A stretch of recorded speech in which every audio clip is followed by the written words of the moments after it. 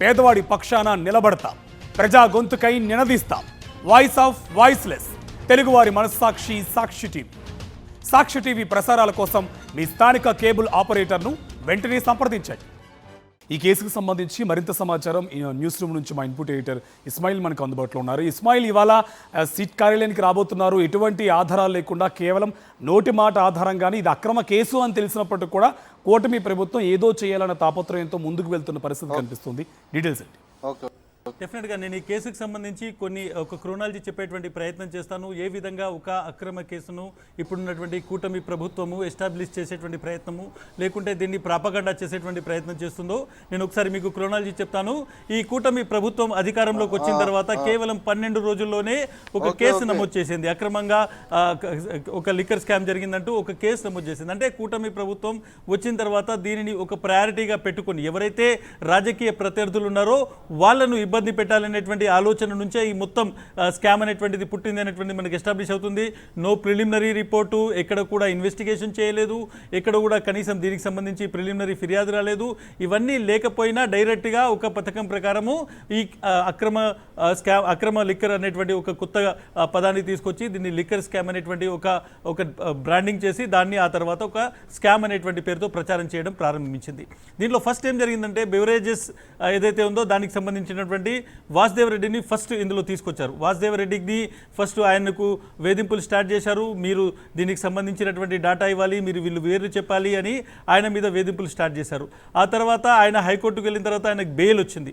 Bail వచ్చిన తర్వాత కూడా ఆయనను వేధించడం అనేటువంటిది కంటిన్యూ అవుతుంది. మీరు తప్పుడు వాంగ్మూలాలు ఇవ్వాలి అనేటువంటిది ఆయన మీద ప్రెషర్ వచ్చింది. ఆ తర్వాత ఆయన క్లియర్గా నన్ను వేధిస్తున్నారు, సిఐడి వేధిస్తుంది అనేటువంటిది ఆయన కోర్టు కూడా చెప్పారు. ఆ తర్వాత కంటిన్యూగా ఆయనను లోపరుచుకునేటువంటి ప్రయత్నము, బెదిరించేటువంటి ప్రయత్నము. ఆయన ఒక గవర్నమెంట్ ఎంప్లాయీ, సో ఆయన ద్వారా వాంగ్మూలం తెప్పించేటువంటి ఒక కుట్ర జరిగింది. ఆ తర్వాత ఆయన వాంగ్మూలం తీసుకున్నారు. వాంగ్మూలం తీసుకున్న తర్వాత ఆయనను వెంటనే సెంట్రల్ సర్వీసెస్కి బదిలీ ఇచ్చారు. చాలా రోజు నుంచి ఆయన కోరుతున్నప్పటికీ కూడా దాన్ని పెండింగ్ పెట్టారు. ఆ తర్వాత ఆయన ఇక్కడ నుంచి పంపించేయడం జరిగింది. సో ఏ విధంగా కేవలం బెవరేజెస్ కార్పొరేషన్కి సంబంధించి వాసుదేవ్ రెడ్డి మాత్రమే కాదు, చాలా చిన్న ఉద్యోగులు, నేను పేరు చెప్పగానే ఒక మహిళ, తర్వాత ఇంకొక సత్యకుమార్ అనేటువంటి ఒక వ్యక్తి ఎవరున్నారు, వాళ్ళను కూడా విపరీతమైనటువంటి వేధింపులకు గురి చేసి వాళ్ళు 164 వాంగ్మూలం ఇవ్వాలి అనేటువంటిది వాళ్ళను విపరీతమైనటువంటి ఇబ్బందులు పెట్టి వాళ్ళతో వాంగ్మూలం రాయించుకున్నటువంటి పరిస్థితి. చెప్తున్నాను, కేసుని ఏ విధంగా వాళ్ళు ఒక క్రియేట్ చేసేటువంటి ప్రయత్నము, బిల్డప్ చేసేటువంటి ప్రయత్నం, మమ్మల్ని వేధిస్తున్నారు అని ప్రభుత్వానికి వ్యతిరేకంగా ఒక ప్రభుత్వ ఉద్యోగి సిఐడికి వ్యతిరేకంగా కోర్టుకు వెళ్ళి సహాయం కోరినటువంటి పరిస్థితి, రక్షణ కోరినటువంటి సిచ్యువేషన్ ఈ కేసులో. ఆ తర్వాత కూడా మనం చాలా ఒక ప్రొలాంగ్ ఇన్వెస్టిగేషన్లో మనం చూడొచ్చు ఏ విధంగా ప్రత్యర్థులు ఎవరైతే ఉన్నారో వాళ్ళని టార్గెట్గా జరుగుతుంది. మిథున్ రెడ్డికి సంబంధించి పర్టికులర్గా ఈరోజు మిథున్ రెడ్డి విచారణకు హాజరవుతున్నటువంటి నేపథ్యంలో మిథున్ రెడ్డి మీద చేస్తున్నటువంటి ఆరోపణలు అడాన్ డిస్టిలరీస్ అనేటువంటి ఒక కంపెనీకి ఫేవర్ చేశారు అనేటువంటిది. అసలు ఈ అడాన్ డిస్టిలరీకి సంబంధించినటువంటి ఇష్యూ ఏంటిదని చూస్తే ఎస్పీవై రెడ్డి డిస్టిలరీకి సంబంధించి అడాన్ డిస్టిలరీ కొంత లోన్ ఇచ్చింది. సో ఇక్కడ కూడా అడాన్ డిస్టిలరీస్ లిక్కర్ బిజినెస్ చేయలేదు. ఆంధ్రప్రదేశ్లో ఎటువంటి లిక్కర్ బిజినెస్ చేయనటువంటి ఒక కంపెనీని తీసుకొచ్చి దాని మీద కేసు పెట్టి దాని ద్వారా అరెస్ట్ చేయాలనేటువంటి ఒక కుట్ర జరుగుతుంది. ఎస్పీవై రెడ్డి డిస్టిలరీస్కి అడాన్ కంపెనీ కొన్ని లోన్ ఇచ్చిన తర్వాత ఆ లోన్కి సంబంధించి సెక్యూరిటీ జాగ్రత్తలు తీసుకుంది. ఒక కంపెనీ లిక్కర్ వ్యాపారం చేస్తుంది, ఆ కంపెనీకి కొంత డబ్బు సహాయం కావాల్సి వచ్చినప్పుడు అది అప్పుగా ఇచ్చి ఆ అప్పుకు సంబంధించి కొన్ని సెక్యూరిటీస్ జాగ్రత్తలు తీసుకున్నటువంటి ఒకే ఒక ఘటనను పెట్టుకొని ఈ మొత్తం కేసులో మిథున్ రెడ్డిని ఇరికించాలనేటువంటి ఒక ప్రయత్నం జరుగుతుంది. అసలు లిక్కర్ స్కామ్ మీద చంద్రబాబు నాయుడుకి ఎందుకు ఇంత ఇంట్రెస్టు, ఎందుకు ఈ విధంగా రాజకీయ ప్రత్యర్థుల్ని ఇరికించేటువంటి ప్రయత్నం చేస్తున్నారు అంటే చంద్రబాబు నాయుడు హయాంలో 2014 నుంచి 19 వరకు ఒక పెద్ద లిక్కర్ స్కామ్ జరిగింది. ఆ లిక్కర్ స్కామ్ నుంచి ప్రజల దృష్టి మళ్లించేందుకు దాంట్లో చంద్రబాబు నాయుడు ఏ3గా ఉన్నారు. ఆయనకు విచారించాలనేటువంటి అప్పుడు ఉన్నటువంటి గత ప్రభుత్వంలో ఆయనను విచారించాలనేటువంటి కోర్టుకు సమర్పిస్తే విచారణకు అనుమతి ఉంది. అటువంటి కేసును పట్టుకొని ఆ కేసును ఒక విధంగా మసిపూసి మారేడుకాయ చేయాలి. ఈ మొత్తం వ్యవహారంలో ఈ మొత్తం విషయానికి సంబంధించి ఏదైతే ఈ మొత్తం కేసు ఉందో దీన్ని చంద్రబాబు హయాంలో జరిగినటువంటి కేసులో ఏ3గా చంద్రబాబు నాయుడు ఉన్నారు. అప్పటి ఎవరైతే ఈ ఎక్సైజ్ సంబంధించి కమిషనర్ ఉన్నారు, అప్పటి మినిస్టర్ కొల్లు రవీంద్ర మీద కేసు ఉన్నాయి, A1, A2, A3 వీళ్ళు.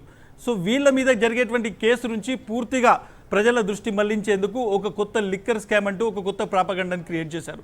ఆ ప్రాపగండాలో భాగంగా మనం ఈ జరుగుతున్నటువంటి అరెస్టులను చూసుకుంటూ రావాలి. ఎక్కడైనా ఒక స్కామ్ జరిగితే ఆ స్కామ్లో ఎంత డబ్బు ఎవరికి వెళ్ళింది, ఎక్కడి నుంచి వెళ్ళింది, ఏ విధంగా వెళ్ళింది అనేటువంటి ఒక మనీ ట్రయల్ ఉండాలి. ఈ కేసులో ఒక్క ఆధారం కూడా లేదు. కేవలం కొంతమందిని బెదిరించి మనం చూడొచ్చు కొన్ని రోజుల క్రితం చెవిరెడ్డి భాస్కర్ రెడ్డిని కూడా అరెస్ట్ చేయడం జరిగింది.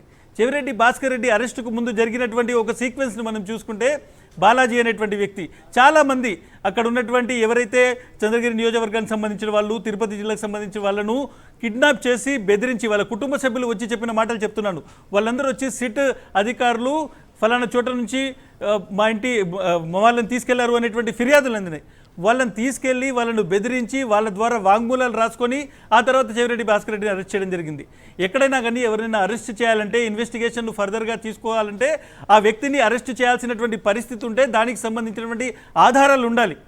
కానీ చట్టంలో ఉన్నటువంటి కొన్ని లొసుగుల ఆధారంగా, కేవలం వాంగ్మూలాల ఆధారంగా ఇక్కడ అరెస్టు జరుగుతున్నాయి. మనీ ట్రే లేదు, డబ్బు ఎక్కడ పోయిందనేటువంటిది లేదు, ఏ విధంగా స్కామ్ జరిగిందనేటువంటిది లేదు, ఏదీ లేకుండా అసలు స్కామే లేనప్పుడు దాన్ని ఒక మసిపూసి మారేడుకాయ చేసి ఒక స్కామ్ అనేటువంటి ప్రాపగండా చేసి ఆ తర్వాత వరుసగా అరెస్టు చేస్తున్నటువంటి దృశ్యాన్ని మనం చాలా స్పష్టంగా చూస్తున్నాం. ఈరోజు ఆంధ్రప్రదేశ్ ప్రభుత్వంలో జరుగుతున్నటువంటి ఒక మద్యం మాఫియా కావచ్చు, మద్యం అరాచకాన్ని నుంచి ప్రజల దృష్టి మళ్లించేందుకు జరుగుతున్నటువంటి ఒక కుట్రగా దీన్ని మనం చూడాలి. గత ప్రభుత్వం 2019 నుంచి 2024 వరకు చూసుకుంటే ప్రభుత్వానికి ఆదాయం పెరిగింది, లిక్కర్ సేల్స్ తగ్గాయి. ఇది ప్రభుత్వము మద్యానికి సంబంధించి తీసుకొచ్చినటువంటి ఒక కొత్త చారిత్రాత్మకమైనటువంటి పాలసీ. ప్రజలు తక్కువ మద్యం తాగాలి, వాళ్ళ ఆరోగ్యం బాగుండాలి, అట్ ద సేమ్ టైం ప్రభుత్వ ఆదాయం కూడా పెరగాలి, ప్రభుత్వ ఆదాయానికి లీకేజ్ ఉండొద్దు, ప్రభుత్వ ఆదాయము కమిషన్ల రూపంలో కానీ లేదంటే వేరే రూపంలో బయటికి పోవద్దు అనేటువంటి ఆలోచనతో తీసుకొచ్చినటువంటి పాలసీ. వైఎస్ జగన్మోహన్ రెడ్డి ప్రభుత్వంలో ఒక్క డిస్టిలరీ కూడా అనుమతి ఇవ్వలేదు. 14 డిస్టిలరీలకు అనుమతి ఇచ్చినటువంటి చంద్రబాబు నాయుడు ఎవరైతే ఉన్నారో ఆయన చేసినటువంటి స్కామ్ ఎక్కడ బయటపడుతుందో అనేటువంటిది ఈ మొత్తం కేసును కవరప్ చేసేటువంటి ఒక ప్రయత్నం జరుగుతుంది. నేను కొన్ని పేర్లు కూడా చెప్తాను మీకు. ముఖ్యంగా ఎవరెవరికి ఎస్పీవై రెడ్డి డిస్టిలరీస్కి ఎవరు అనుమతి ఇచ్చారు? ఎస్పీవై రెడ్డి తెలుగుదేశం పార్టీలో ఉన్నటువంటి సమయంలో ఎస్పీవై అగ్రోస్కి ఇండస్ట్రీస్కి సంబంధించినటువంటి కంపెనీకి చంద్రబాబు నాయుడు ప్రభుత్వం అప్పుడు డిస్టిలరీకి అనుమతి ఇచ్చింది. అదేవిధంగా విశాఖ డిస్టిలరీ, అయ్యన్న పాత్రకు సంబంధించిన డిస్టిలరీ, దీనిని కూడా చంద్రబాబు నాయుడు ప్రభుత్వమే ఆయనకు అనుమతి ఇచ్చినటువంటి పరిస్థితి. ఇక మరొకటి యనమల రామకృష్ణకి సంబంధించినటువంటి వియ్యంకుడికి సంబంధించినటువంటి ఏదైతే మరొక డిస్టిలరీ కూడా చంద్రబాబు నాయుడు హయాంలోనే పూర్తిగా ఒక విధంగా అనుమతి ఇచ్చినటువంటి పరిస్థితి.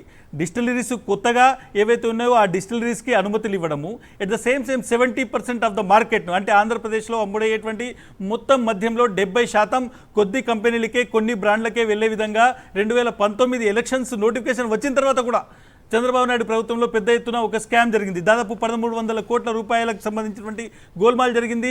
2500 కోట్లకు సంబంధించి అంతకంటే ఎక్కువ ప్రభుత్వ ఆదాయానికి గండిపడింది అనేటువంటి వివరాలతో గత ప్రభుత్వంలో ఒక కేసు అయింది. ఆ కేసుకు సంబంధించి విచారణ జరుగుతుంది. సో వీటన్నిటి నుంచి ప్రభుత్వం దృష్టిని మళ్లించాలి అనేటువంటి ఉద్దేశంతో ఈ ఒక స్కామ్ అనేటువంటి ప్రాపగండను తీసుకొచ్చారు.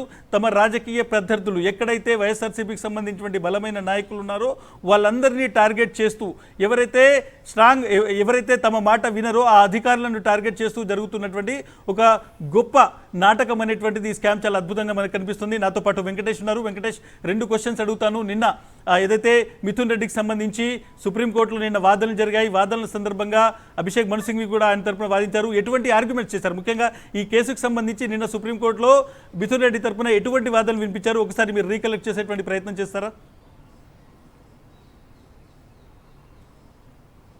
నిన్న సుప్రీంకోర్టులో ఈ కేసు పైన విచారణ జరిగింది. సందర్భంగా 4 కీలక అంశాలను మిథున్ రెడ్డి తరపున సీనియర్ న్యాయవాది అభిషేక్ సింఘ్వి కోర్టు దృష్టికి తీసుకొచ్చారు. నిజానికి గతంలోనే ఈ కేసు విచారణకు వచ్చినటువంటి సందర్భంలో మిథున్ రెడ్డి అరెస్టుకు తగినటువంటి సఫిషియంట్ రీజన్స్ ఏవీ లేవు కాబట్టి తాము అరెస్టు చేయడం లేదని సిట్ నేరుగా గతంలో చెప్పింది. కానీ అకస్మాత్తుగా ఇప్పుడు సిట్ వచ్చి మిథున్ రెడ్డిని అరెస్ట్ చేస్తామని చెప్పి తిరుగుతున్నటువంటి పరిస్థితి. సో క్లియర్ గా ఇది రాజకీయ పరమైనటువంటి ఒక పొలిటికల్ గా ఇంప్లికేట్ చేసేటువంటి పరిస్థితి ఉత్పన్నమైందనేటువంటి విషయాన్ని ప్రధానంగా ఆయన న్యాయస్థానం దృష్టికి తీసుకెళ్లేటువంటి ప్రయత్నం చేశారు. రెండవది ప్రధానంగా పార్లమెంటు సమావేశాలు ప్రారంభం కాబోతున్నాయి. రాజంపేట నుంచి ఆయన 3వ ఎంపీగా ఎన్నికయ్యారు. సో 21వ తేదీ నుంచి పార్లమెంట్ సమావేశాలు హాజరు కావాల్సినటువంటి అవసరం ఉంది. రాష్ట్రానికి సంబంధించినవి, పార్లమెంటుకు సంబంధించినటువంటి నియోజకవర్గానికి సంబంధించిన అంశాలు ప్రస్తావించాల్సి ఉంది. కాబట్టి ఆ మేరకు మిథున్ రెడ్డి ఎప్పటికప్పుడు గతంలో కూడా విచారణకు సహకరించారు. గతంలో 1 ఏడాది నుంచి విచారణ కొనసాగుతోంది సిట్కు సంబంధించి. ఆయన సిట్ అడిగినప్పుడల్లా ఆయన విచారణకు హాజరయ్యారు. సో 1 ఏడాదిలో కేవలం ఒకేసారి పిలిచారు. ఆయన దానికి హాజరై దర్యాప్తుకు సహకరించారు. సో క్లియర్ గా ఆయన దర్యాప్తును ఎవేట్ చేయడం లేదు, ఇన్వెస్టిగేషన్ కు హాజరవుతున్నారు, సహకరిస్తున్నటువంటి అంశాన్ని తీసుకొచ్చారు. ఇక 3వ ప్రధానమైనటువంటి అంశం పిఎల్ఆర్ ప్రాజెక్ట్స్ లోకి ఒక 5 కోట్ల రూపాయలు వచ్చాయని చెప్పారు. సో 5 కోట్ల రూపాయలకు సంబంధించినటువంటి ఈ కంపెనీలో, ఈ పిఎల్ఆర్ కంపెనీలో తాను డైరెక్టర్ కాదనేటువంటి విషయాన్ని కూడా సుప్రీంకోర్టుకు స్పష్టం చేశారు. సో ఎవరైనా 5 కోట్లు ఇస్తే మళ్ళీ దాన్ని వెనక్కి రిటర్న్ ఇచ్చినటువంటి పరిస్థితి కూడా అందులో ఉన్నటువంటి పరిస్థితి. సో దీంట్లో ఎలాంటి వివాదం లేని అనేటువంటి అంశాన్ని కూడా ప్రధానంగా చెప్పేటువంటి ప్రయత్నం చేశారు. ఎక్కడ కూడా తాను దర్యాప్తును సహకరించకుండా అబ్స్కాండ్ కావట్లేదు, క్లియర్ గా దర్యాప్తు కూడా సహకరిస్తున్నాను కాబట్టి అరెస్ట్ చేయాల్సినటువంటి అవసరం లేదు. అయితే ఇది కేవలం రెజిమ్ చేంజ్ కావడం వల్ల, గవర్నమెంట్ మారిన తర్వాత ఒక రివెంజ్ పాలిటిక్స్ లో భాగంగా జరుగుతున్నటువంటి ఈ పూర్తిగా కక్ష సాధింపులో భాగంగా జరుగుతున్నటువంటి కేసు అనేటువంటి విషయాన్ని ఆయన సుప్రీంకోర్టు దృష్టికి తీసుకెళ్లారు. గతంలో కూడా ఇదే తరహా కేసు వచ్చిన సందర్భంలో సుప్రీంకోర్టు ఒక క్లియర్ గా చెప్పింది, రాజకీయ కక్షతో గనక కేసులు బనాయిస్తే దానికి తీవ్రమైనటువంటి పర్యవసనాలు ఎదుర్కోవాల్సి ఉంటుందని కూడా గతంలో సుప్రీంకోర్టు చెప్పినటువంటి పరిస్థితి ఉంది. వెంకటేష్, ఇంకొక క్వశ్చన్ అడుగుతాను. చాలా కాలంగా మీరు సుప్రీంకోర్టును కవర్ చేస్తున్నారు, లీగల్ ఇష్యూస్ని చూస్తున్నారు. కానీ ఇటీవల కాలంలో ముఖ్యంగా ఆంధ్రప్రదేశ్లో ఎటువంటి ఆధారాలు లేకుండా, అంటే ప్రధానంగా ఎక్కడ కూడా ప్రైమఫసి లేకపోయినా కొన్ని వాంగ్మూలాల ఆధారంగా, అంటే కొంతమందిని బెదిరించో లేకుంటే వాళ్ళను ప్రలోభ పెట్టో ఇచ్చినటువంటి వాంగ్మూలాల ఆధారంగా ఒక వ్యక్తిని కేసులో ఇరికించేటువంటి ఒక కొత్త ప్రక్రియ కావచ్చు, ఒక కొత్తగా జరుగుతున్నటువంటి ఒక ఇష్యూను మనం చూస్తున్నాం. దీన్ని మీరు ఎట్లా అనలైజ్ చేస్తారంటే కోర్టు కూడా దీన్ని, సుప్రీంకోర్టు పలుసార్లు దీనికి సంబంధించి ఛార్జ్ షీట్లు వేసేటువంటి టైంలో ఇన్వెస్టిగేషన్ ఆఫీసర్స్ని, ప్రభుత్వాన్ని క్వశ్చన్ చేసినటువంటి పరిస్థితి.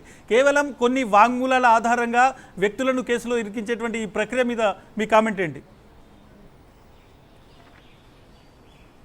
డెఫినెట్ గా ఇస్మాయిల్, ఈ అంశం పైన సుప్రీంకోర్టు గతంలో కూడా చాలా తీవ్రంగా పరిగణించినటువంటి పరిస్థితి. ఒక రెజ్యూమ్ చేంజ్ అయిన తర్వాత, ప్రభుత్వం మారిన తర్వాత నాయకుల పైన అక్రమ కేసులు బనాయించడం అనేది ఆంధ్రప్రదేశ్ లో ఇప్పుడు పరిపాటిగా మారినటువంటి పరిస్థితి. దాదాపు కొన్ని వందల సంఖ్యలో వైఎస్ఆర్సీపీ నాయకులపైన కేసులు పెట్టారు. రీసెంట్ గా మనం చూసాం, ఒక టీవీ షోలో నవ్వినందుకు కొమ్మినేని శ్రీనివాసరావు పైన కేసు పెట్టి అక్రమంగా అరెస్ట్ చేశారు. దానిపైన సుప్రీంకోర్టు చాలా తీవ్రమైనటువంటి కామెంట్ చేసింది. పూర్తిగా ఇక్కడ హక్కులన్నీ కూడా కాలరాస్తున్నారా, ప్రజాస్వామ్యంలో హెల్దీ డెమోక్రసీలో క్రిటిసిజం అనేది ఖచ్చితంగా ఉంటుంది, దాన్ని ఆహ్వానించాల్సినటువంటి అవసరం ఉంటుంది అనేటువంటి విషయాన్ని కూడా సుప్రీంకోర్టు వ్యాఖ్యానించినటువంటి పరిస్థితి. ప్రజాస్వామ్యంలో ఖచ్చితంగా పౌరుల యొక్క ప్రాథమిక హక్కులు, మాట్లాడే హక్కు కానీ, క్రిటిసైజ్ చేసేటువంటి హక్కు ఆర్టికల్ 19(1)(19)(2) కింద ఉన్నటువంటి పరిస్థితి. సో దాన్ని కూడా కాలరాస్తూ ఏకంగా జర్నలిస్టులను అరెస్ట్ చేసేటువంటి ప్రక్రియను క్లియర్ గా సుప్రీంకోర్టు తప్పిపట్టినటువంటి సందర్భం మనం చూసాం. అలాగే ఈ మొత్తం విషయాన్ని గమనించిన తర్వాతే ఇటీవల మనం చూసాం, ఆంధ్రప్రదేశ్ హైకోర్టు కూడా ఆంధ్రప్రదేశ్ లో ఉన్నటువంటి అన్ని న్యాయస్థానాలకు, సెషన్స్ కోర్ట్స్ కానీ ఇతర కోర్టులకు ఒక డైరెక్షన్స్ ఇచ్చింది. కేసులు బనాయించగానే డెఫినెట్ గా ఇమీడియట్ గా రిమాండ్ చేయొద్దు, ఖచ్చితంగా 41A నోటీస్ ఇచ్చిన తర్వాత దాంట్లో సహేతుకమైనటువంటి కారణాలు ఉన్నాయా, రాజకీయ కక్షలతో పెడుతున్నారా, వాటిని విచారించిన తర్వాతనే దానిపైన కేసులు బుక్ చేయాలనేటువంటి విషయాన్ని, రిమాండ్ కు పంపాలనేటువంటి విషయాన్ని కూడా మనం రీసెంట్ గానే చూసాం. క్లియర్ గా ఇదంతా కూడా రాష్ట్ర ప్రభుత్వం చేస్తున్నటువంటి కక్ష సాధింపు చర్యలకు చెక్ పెట్టేందుకే న్యాయస్థానాలు జోక్యం చేసుకున్నటువంటి విషయాన్ని మనం గమనించాలి. ఎందుకంటే హెల్దీ డెమోక్రసీలో ప్రత్యర్థి పార్టీలు అలాగే మీడియా వీరందరూ కూడా విమర్శనాత్మకంగా ఉంటాయి. వాటన్నిటిని కూడా పరిశీలించి వాటిని స్వీకరించాల్సినటువంటి పరిస్థితి ఉంటుంది. కానీ వాటి కాకుండా రాజకీయ ప్రత్యర్థులను అంతం అందించే దిశగా ఈ రెడ్ బుక్ రాజ్యాంగం నడుస్తున్నటువంటి విషయాన్ని కోర్టులు గమనించాయి. కాబట్టి దాన్ని చెక్ పెట్టే దిశగా ఒక కీలకమైనటువంటి ఉత్తర్వులు వెలువరించినటువంటి సందర్భం అయితే మనం చూస్తున్నాం. వెంకటేష్, ఒక ఫైనల్ క్వశ్చన్.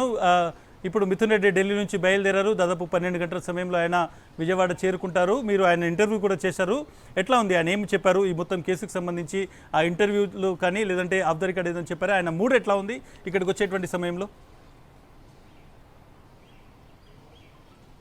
ఖచ్చితంగా ఎంపీ మిథున్ రెడ్డి చాలా ధైర్యంగా ఉన్నారు, కేసును ఎదుర్కొనేందుకు సిద్ధంగా ఉన్నట్టు చెప్పారు. నా ముందే ఆయన సిట్ చీఫ్ రాజశేఖర్ బాబుకు ఫోన్ చేశారు, తాను దర్యాప్తుకు హాజరయ్యేందుకు వస్తానని చెప్పారు. ఆయన ఎర్లీ మార్నింగే వస్తాను, సిట్ ఆఫీస్కి వస్తాను, ఎక్కడికి కూడా వెళ్లడం లేదు.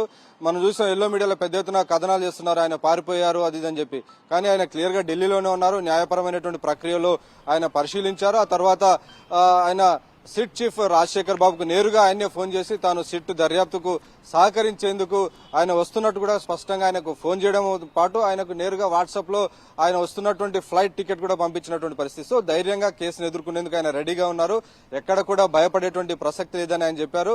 రాజకీయాల్లో ఉండాలంటే ఖచ్చితంగా ఇలాంటి సమస్యలు వస్తుంటాయి, ఇలాంటి ఇబ్బందులు ప్రభుత్వాల నుంచి వస్తుంటాయి. కాబట్టి గతంలో 2014-19 సమయంలో కూడా ఒక దాడి కేసులో ఆయన మిథున్ రెడ్డిని దాదాపు 2 వారాల పాటు జైల్లో ఉంచినటువంటి పరిస్థితి మనం చూసాం. సో అదే తరహాలో వైఎస్ జగన్మోహన్ రెడ్డి చుట్టూ ఉన్నటువంటి కీలక నాయకుల్లో మిథున్ రెడ్డి చాలా ఇంపార్టెంట్ నాయకుడు, వైఎస్ఆర్సీపీ లోక్సభ పక్ష నేత. సో వైఎస్ జగన్మోహన్ రెడ్డి వద్ద ఉన్నటువంటి కీలక నాయకులను ఒక్కొక్కరిని జైల్లో వేయడం ద్వారా పార్టీని, అధ్యక్షుని యొక్క వారిని దెబ్బ కొట్టే దిశగానే పూర్తిగా ఈ ప్రభుత్వం ప్రయత్నాలు చేస్తుంది. కానీ ఇలాంటి వాటన్నిటి కూడా ఎదుర్కొనేందుకు తాము కంప్లీట్ గా రెడీగా ఉన్నామని, తప్పు చేస్తే భయపడాల్సినటువంటి అవసరం ఉంటుంది కాబట్టి ఎక్కడ తప్పు చేయలేదు, ఎలాంటి సాక్ష్యాలు కూడా ఈ కేసులో లేవు, కేవలం హియర్సే, మనం రాజ్యాంగ ఇటు లీగల్ పరిభాషలో హియర్సే ఎవిడెన్స్ అంటారు. సో ఈ హియర్సే ఎవిడెన్స్ కు లీగల్ ట్రయల్ జరిగేటువంటి సమయంలో ఎక్కడ కూడా దానికి ఎలాంటి ప్రాముఖ్యత ఉండదు. కేవలం హియర్సే ఎవిడెన్స్ ద్వారా మాత్రమే ఈ కేసులు బుక్ చేశారు. సో ఇదంతా కూడా కొన్ని రోజుల పాటు రాజకీయ ప్రత్యర్థులను వేధించేందుకు మాత్రమే పనికొస్తుంది తప్ప యాక్చువల్ ట్రయల్ జరిగేటువంటి సమయంలో హియర్సే ఎవిడెన్స్ ను కోర్టులు పరిగణలోకి తీసుకోవు. కాబట్టి హియర్సే ఎవిడెన్సే ఉంది తప్ప ఇందులో ఎలాంటి సాక్ష్యాలు లేవని మిథున్ రెడ్డి చెప్తున్నారు. సో ఆ మేరకు ఈ కేసు నుంచి తాను కంప్లీట్ గా బయటపడతానని, ఈ కేసుకు భయపడేటువంటి ప్రసక్తి లేదని చాలా కాన్ఫిడెంట్ గా ఉన్నారు. ఆయనతో పాటు మరొక ఎంపీ గురుమూర్తి కూడా ఉన్నారు. సో వారిద్దరు కూడా కాసేపట్లో విజయవాడ ఎయిర్పోర్ట్ లో దిగబోతున్నారు. సో 12 గంటల సమయంలో ఆయన ఎయిర్పోర్ట్ లో దిగుతారు. ఆ తర్వాత నేరుగా సిట్ కార్యాలయానికి వెళ్లి సిట్ దర్యాప్తుకు హాజరవుతారు. సిట్ విచారణకు కూడా ఆయన హాజరై సిట్ అడిగేటువంటి అన్ని ప్రశ్నలు కూడా సమాధానం ఇచ్చేందుకు రెడీగా ఉన్నానని, అవసరమైతే తన ఫోన్ కూడా తీసుకోండి, ఫోన్ కూడా చెక్ చేసుకోండి అని కూడా ఆయన సవాల్ విసిరినటువంటి పరిస్థితి ఉంది. Right, thank you Venkatesh. మనం చూడొచ్చు, చెప్పుడు మాటలతో ఒక కొత్త నాటకానికి తెరతీశారు. ఒక స్కామ్ పేరుతో ప్రాపగండా చేస్తున్నారు. ఏ విధంగా సిట్ చాలా లోపాలున్నాయి, ఏ విధంగా సిట్ వేధిస్తుందని, ఎంతమంది తమతో తప్పుడు వాంగ్మూలాలు తీసుకుంటుందని కోర్టులకు వెళ్తున్నటువంటి దృశ్యాలున్నాయి. ఇవన్నిటి గురించి చర్చిద్దాం. నాతో పాటు మా ప్రతినిధి సతీష్, అదేవిధంగా సురేంద్ర, గన్నవరం ఎయిర్పోర్ట్ నుంచి అశోక్, వీళ్ళందరూ సిద్ధంగా ఉన్నారు. ఈ విషయాన్ని ఇంకా డిస్కస్ చేసే ముందు ఒక చిన్న బ్రేక్ తీసుకుందాం.